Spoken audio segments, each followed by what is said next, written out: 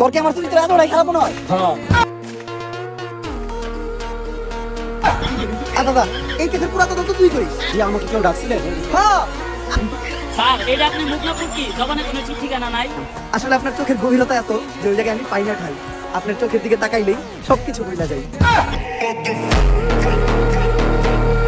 আচ্ছা, এখন আসল কথায় আসি। প্রীতির ছেলে মারা রইছে, তো ওর সাথে আপনার কি সম্পর্ক ছিল? ও তো আমার বয়ফ্রেন্ড। ওই খুন করছে। স্যার, ও তো আমার বয়ফ্রেন্ড ছিল, এখন তো নাই, এখন তো আমি সিঙ্গেল।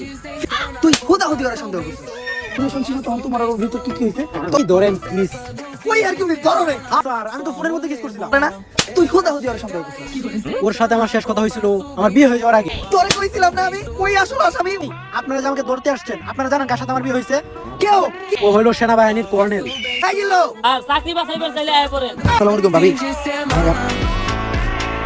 ওর নাম নিতু, ভাইঙ্গা তো দিল আপনার প্রেমের সেতু।